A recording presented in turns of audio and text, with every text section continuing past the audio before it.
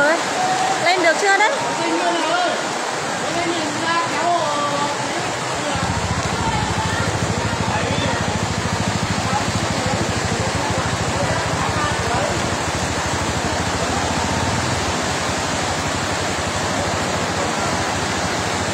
Mà cái xe kia vội đi làm gì, sao không chắn cho họ lên trước nhỉ?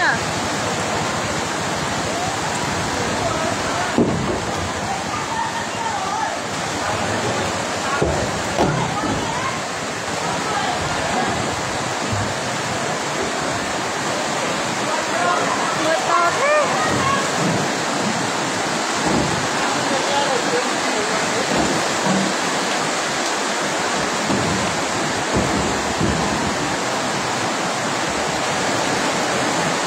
Trên của em cũng mưa to lắm chị Tân ạ.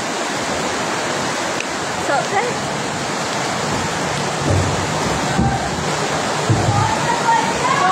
Có hai người đang ở đấy kìa, không lên được rồi. Mà cái xe kia là sao không chắn cho họ cho đi. Nước lũ xuống như thế làm gì lên được. Chị ăn cho bất cứ là đâu em. Ừ.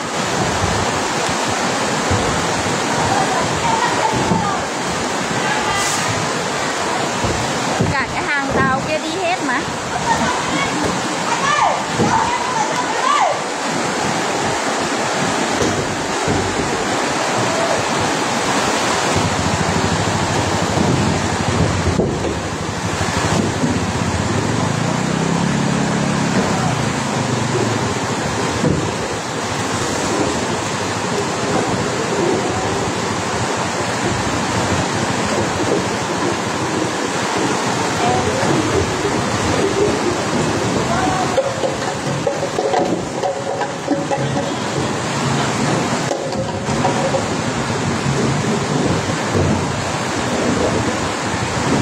Sợ thế, may mà xe mình qua cái chỗ đấy rồi nhỉ.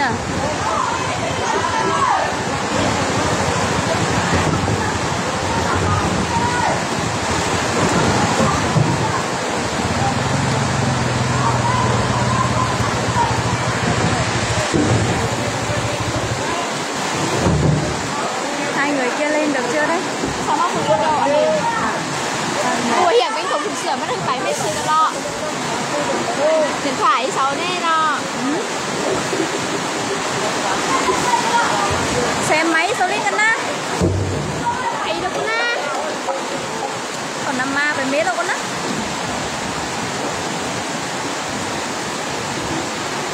Ui, đây này, tràn vào đây nhiều lắm này này.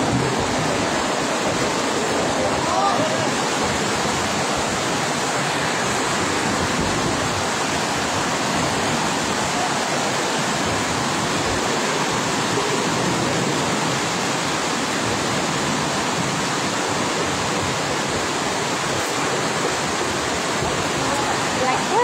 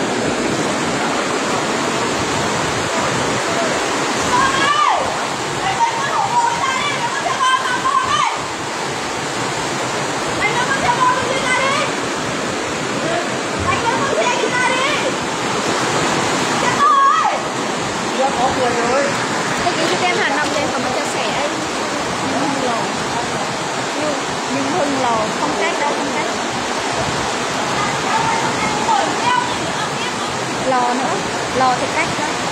Ai có cái gì đấy kia không? Tôi kia.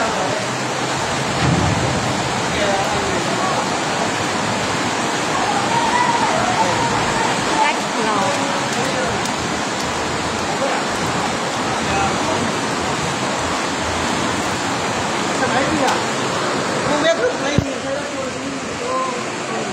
Chắc là cả xe máy trôi đi hết rồi quá. Lúc mình vừa thấy là đã tạt xuống bờ kia đi hết rồi.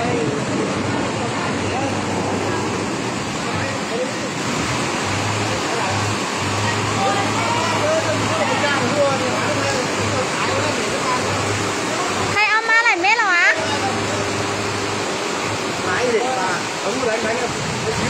À đây. Đây ngồi đây rồi.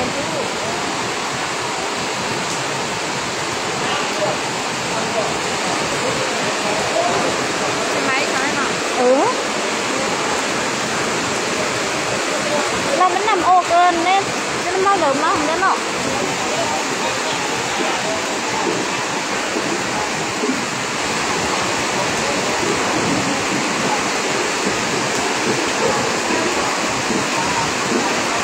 Cây xăng Trần Phong. Ở cây xăng Trần Phong em ơi.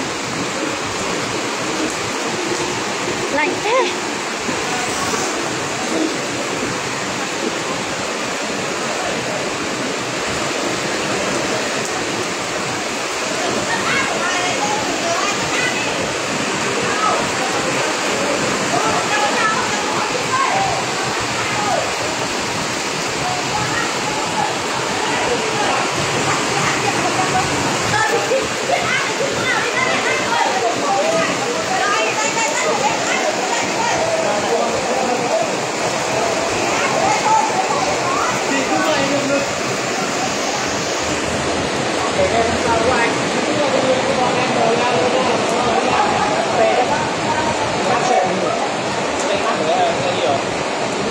Xe chắc là đi rồi, nước to như thế cơ mà.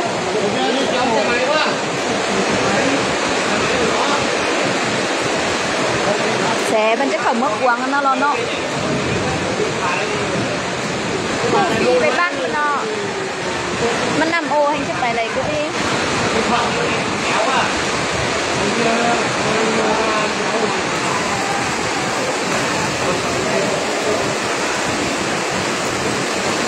Police or like police only like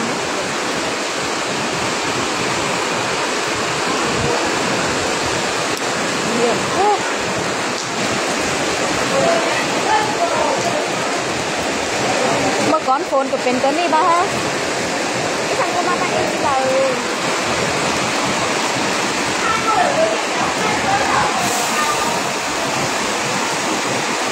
Trường Phong mưa to lắm bạn ơi.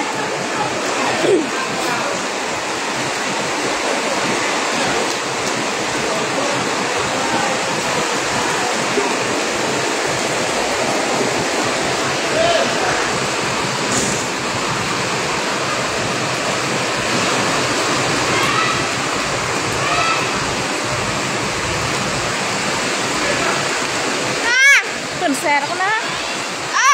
Thôi bày nữa đi.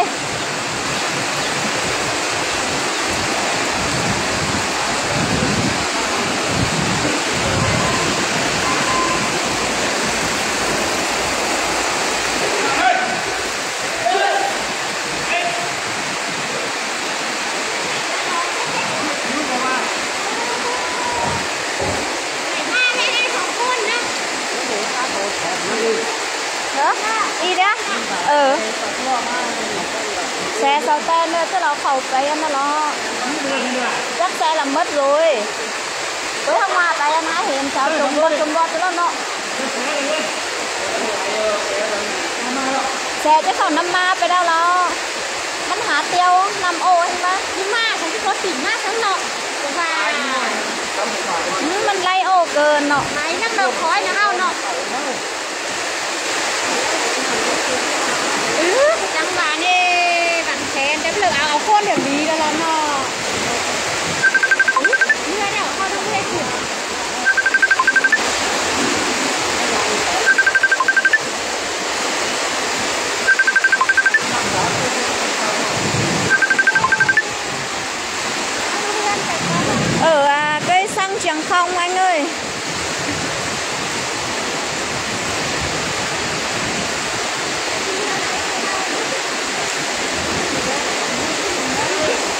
vào nhà vệ sinh tự nhiên nước này nó tràn hết qua cống lên, giật cả mình vội chạy ra.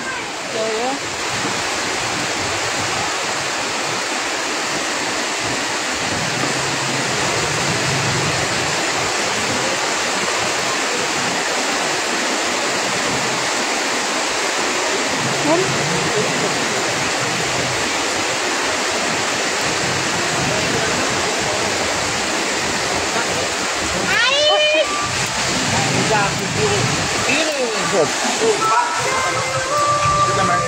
Hai ông em không phải hai người. Ôi, đây lên chưa? Xếp để đấy. Đây lên chưa?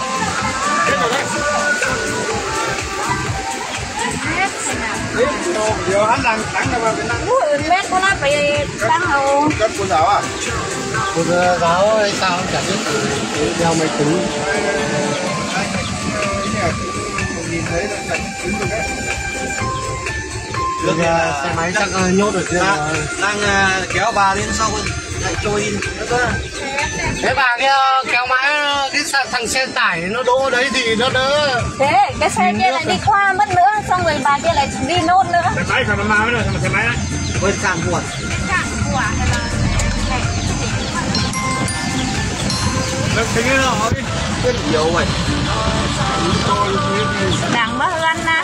cái cây bé tăng nước. Chưa qua được đâu. Cái của là bắc rộng lắm, trôi cả xe máy cả người.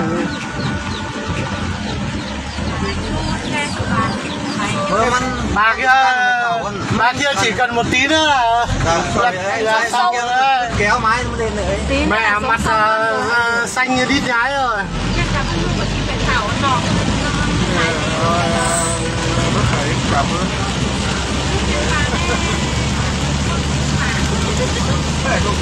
Mau giản này còn ngu mà có đấy. Không biết rồi.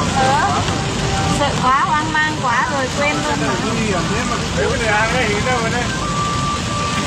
Chưa có đẹp mày thì mình Hồn ô hay nào?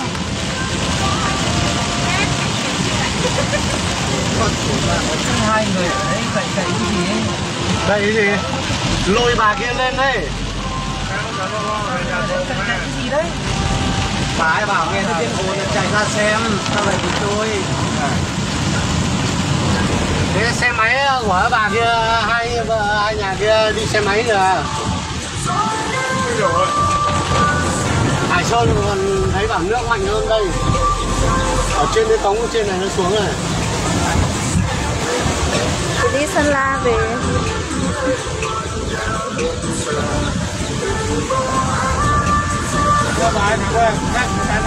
Nơi to lắm em sợ đấy.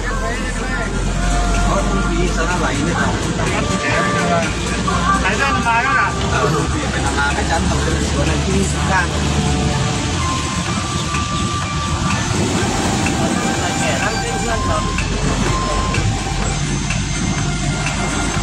Khi để mất nhà cây xăng kia nó qua nên nó hù về bộ hảo cho ra rút ra phi công được mà xem Mà mưa đợt trước cũng to như này à? Cũng lũ như này. to hơn này mà nó lâu hơn nhiều. Đây Vẫn lũ to như thế này à? May mà đi qua trước đây nhỉ? May mà xe mình đi qua trước. Mình nhìn dưới kè long đấy thôi rồi. Tính từ trong huyện này mưa đúng 1 tiếng rồi. Mình ra kia ra đường đó. Đây là mưa 1 tiếng là coi như là lũ rồi. Mưa từ lúc mưa tối sầm mưa đêm thì trong huyện này cũng 7 tiếng. Này Hải Sơn ở cái cống người này nó rốt rồi này. Đây này. Hải Sơn là mưa to là cái cống này nó bị rồi.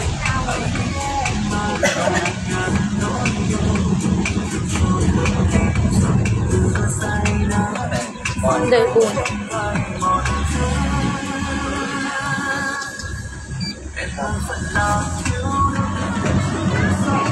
Đây này đấy, này cống nước này trên nó xuống.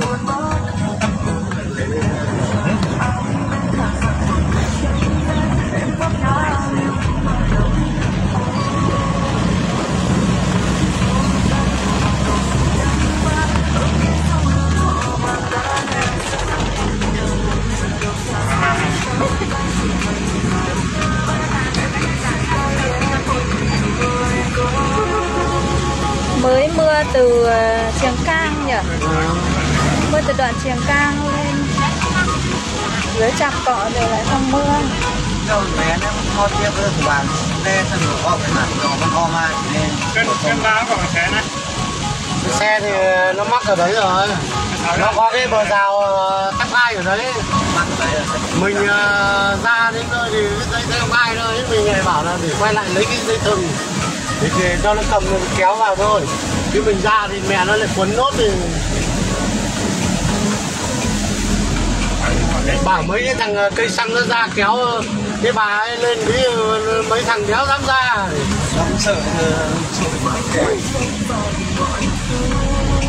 thôi đằng nào ướt rồi ra Hút xuống chỗ mẹ không có chỗ đông người ngập ai mà phải chết, may chỗ đông người, may chỗ đông người, không người mà còn không người dũng cảm, đuối rồi. bà ấy rồi ông kia mà không nhấc cái đầu lên là chết rồi. mình phải điện thoại mình không để ý thấy ông nhiều bài lên thì không biết là gì cả. Không là vì mình đứng trên nóc này thì hai vợ chồng nhà kia đi xe máy bụp vào bát thì con vợ mẹ nó trôi hẳn ra qua cái bờ rào luôn. Thế thằng chồng thì vẫn bật cái xe máy ngã xuống thì nó đập xe máy xuống thì cái bà kia thì lại chắc khi đi kiểu gì nó lại lao cái nước nó đủn mà ra phát thì thằng này nó cầm nó kéo đầu nó bỏ xe máy nó đứng nó kéo đầu bà ấy mà nếu mà không thì bà chết rồi. Thế từ lúc họ ngã ở bên đường lũ ấy, gọi mấy cái anh ở cái xăng kia ra nhưng mà không ai ra. Đang trên nóc mình bảo mấy thằng cây xăng nó không ra thì mình đẩy xuống mình ra. Nó cùng mình viện nhá.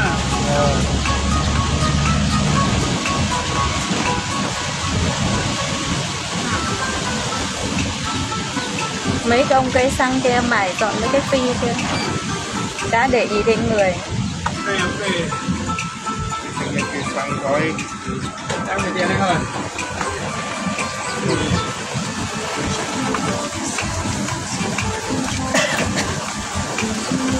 Một mình xuống được á? Một công an. Công an á.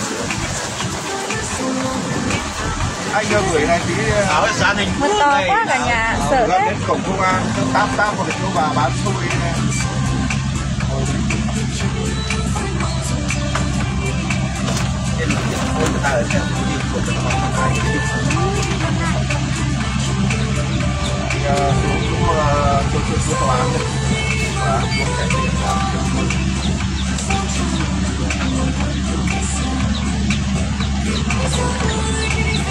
Chắc lúc họ vừa mới tới là cái nước to kia cho kịp xuống.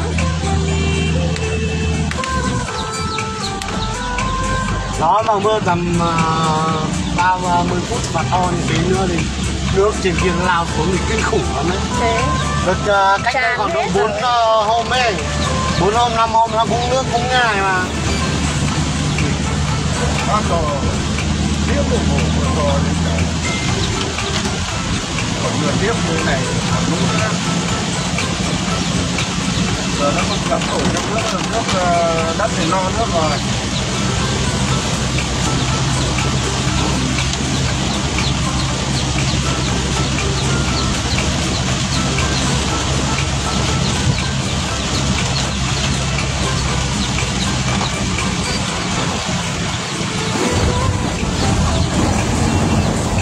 Đi cứu người này nó phải có cái dây gù dây bừng mới được.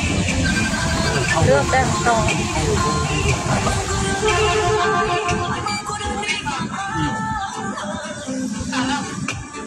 Trên sân học nhé.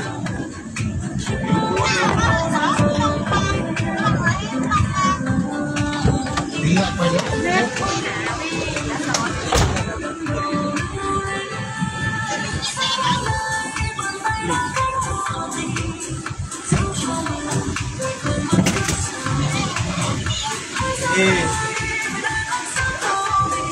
Đó.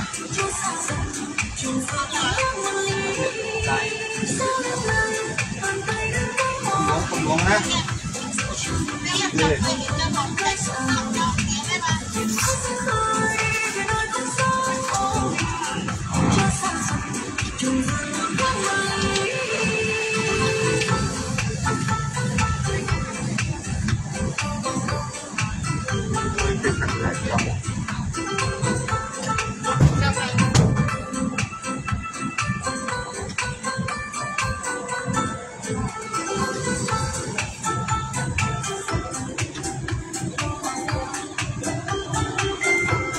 chưa mình không thì được cái quân bạch tăng nó sao đây sao cái tích bất lực tán phổ xuống lên mưa cái là cầm trôi mắc cứ được ngắm phải dịp sẵn mà đấy hủ này hên sau nó phí một cánh nó nghĩ ngần phải sông với hẳn hai hên nó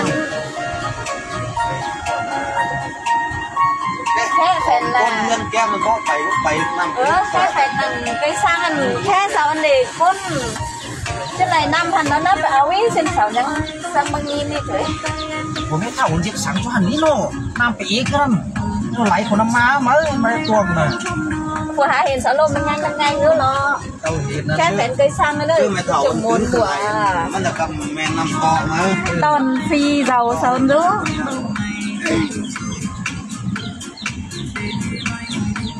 lo tướng thường sẽ là năm ô phải sao là nó pin lông bay ở pin quần khẩu quần khói ăn thua bay khẩu quần xuân ăn bay nè ba chân hẳn là bác quả nó có quả chứ phải năm ma của mày lông khẩu hòm nó lông hòm ba lông khẩu hòm ăn bay lo ban lo bè lo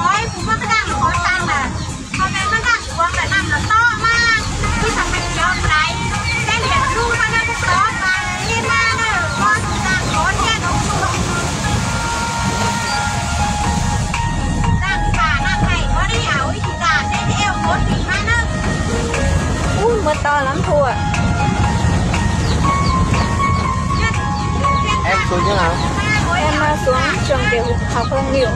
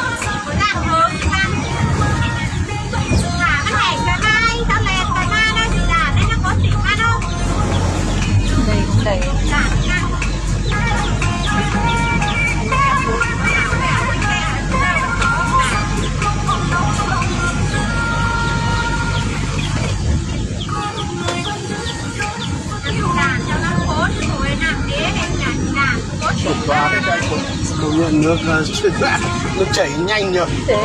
Mình vừa qua mới vào mình bảo đây này thế vào cây xăng chưa được 5 phút nó đã ngập hết cả cây xăng rồi. Chả trách gì Lào Cai với ấy đâu. đây chỗ Anh vô đây để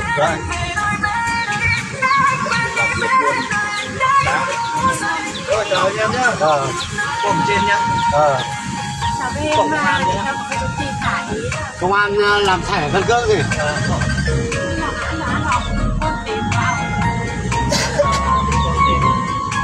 cháy cái gì mà cứu hộ này án 10 hương án cuốn đây là đưa mấy ông công an đưa xuống đây nha đây à đưa đi xử nhá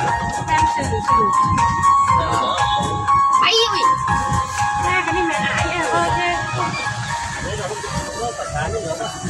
giờ mấy công án mà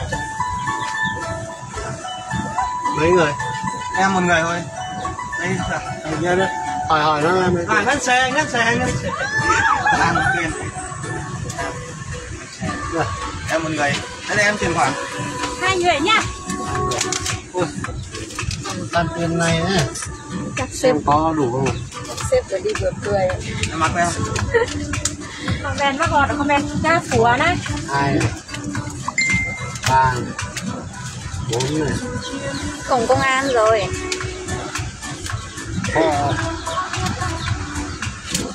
xin nhá em nào đi từ đâu ấy em nó còn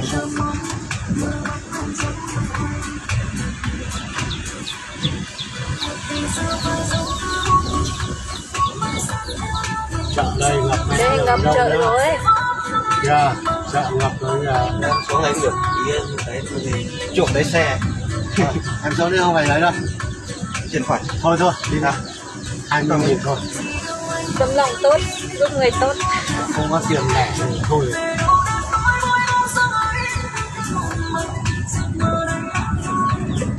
Chắc ở trên Vinform hòn này xuống quá.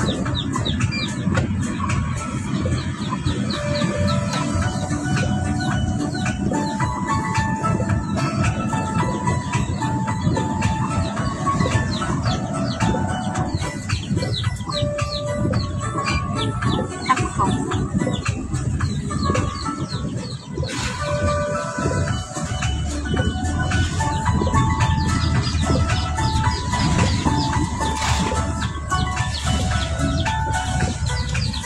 Rồi, sông Má ơi.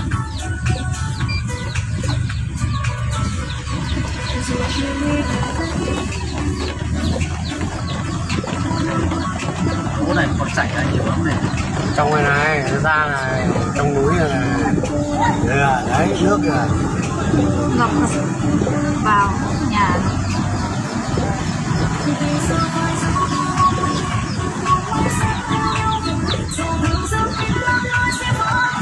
đi Mường Lầm cơ mà. Gửi đồ. Nó gửi shipper. À.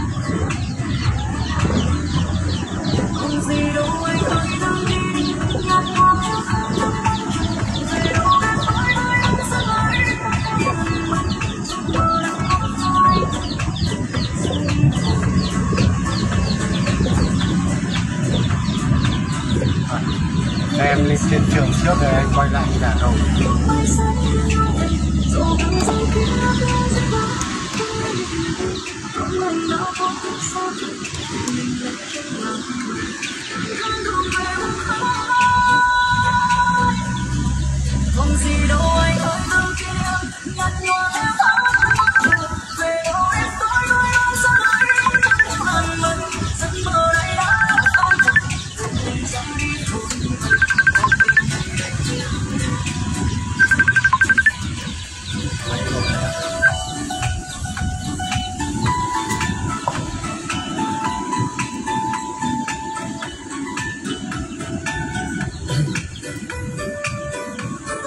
Giờ mới đến thị trấn. Vừa nãy nghỉ ở cây xăng Tràng Phong, mưa to quá.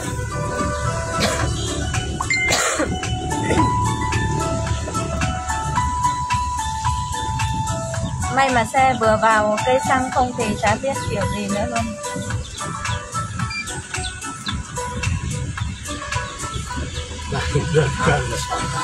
Cắn sỏi đá. Tôi trên đồi xuống này. Cổng trường cấp 3 ấy. Ở trong này ra này.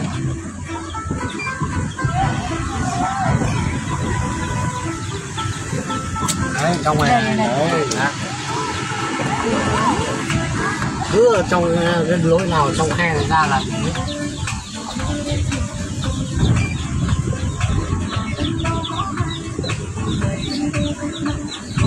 wow,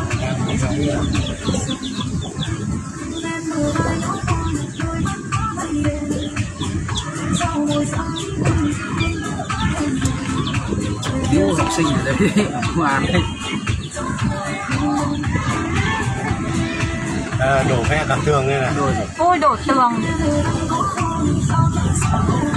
Nước nó ngấm mà.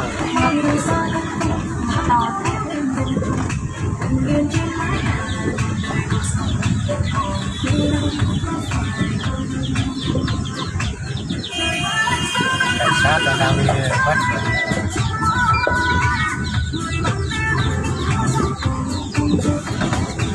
Thiên lý nó bảo lấy cái gì cho nó nhở?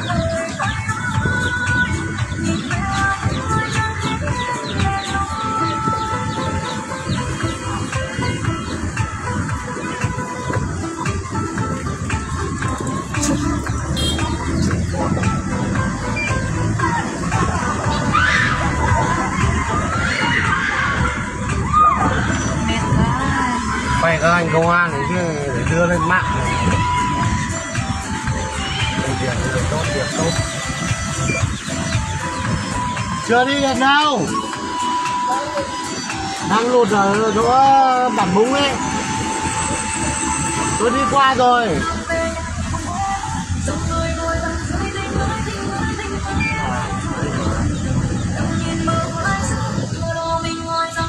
Toàn đất đá.